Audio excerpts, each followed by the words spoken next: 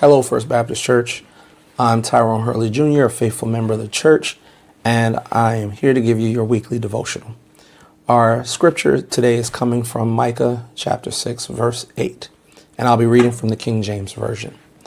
He has shown thee, O man, what is good, and what doth the Lord require of thee, but to do justly, and to love mercy, and to walk humbly with God.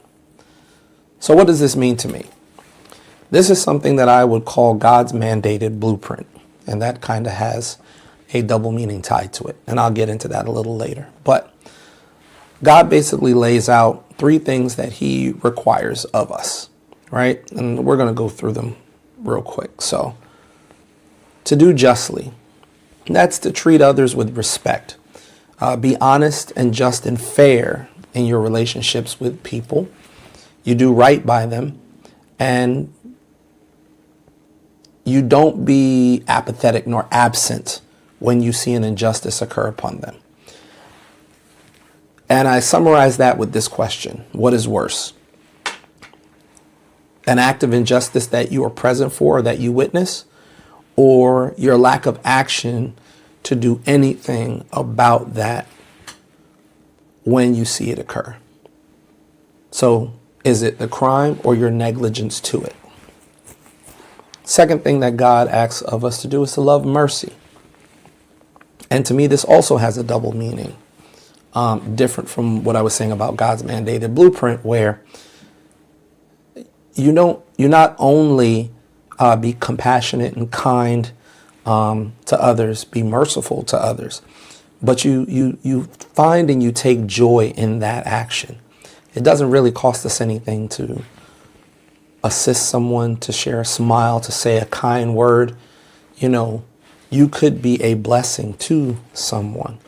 And you take the joy in that. Take the joy out of knowing that you made someone's day brighter. You don't really know your actions could have a major positive impact on someone's life, because we never know what folks are going through. Something to consider. Last is walk humbly with God. This basically means, for me, you got to check yourself. Don't let your pride or your self-righteousness block your blessings or divert you away from your walk with God. Remember, he says to walk humbly with God. You don't want to walk away from God or divert from a path. You want to walk side by side with God, because you're going to go through certain things. And with God at your side, God knows when you're going to make it through, and he also knows when he needs to carry you through. Can't be done if you're diverting away from him.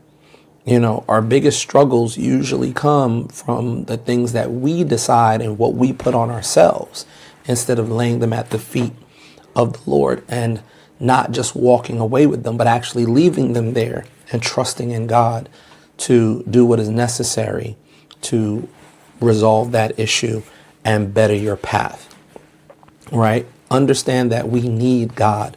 We need to remember, as we always say, we can do all things through Christ who strengthens us. Our strength comes from Christ. But what we have, what we are capable and are able to do, we didn't just get that. That came from God's design. Those are the blessings and the gifts that God laid upon us, but we still need him in order to achieve the things that he has laid out for us. So I'll leave it with these two items here, going back to God's mandated blueprint. One, this is not just a blueprint, like I said, in order to build our spiritual temples for him, but it's also a mandate from God for us to live our physical lives for him, what we do in our daily lives. And as I said before, and I'll say it now, this costs us nothing. It costs us nothing to invest in everything to gain. By doing these three things, we gain so much. It doesn't cost us anything to be kind to people. It doesn't cost us anything to be merciful, to be just to folks. It costs us nothing really to walk humbly with God. But we'll gain so much more, not only for this life, but the life beyond. So with that, I wish you all peace, blessings. May God shine his face upon you and give you peace. And may you have a blessed and wonderful week. Thank you.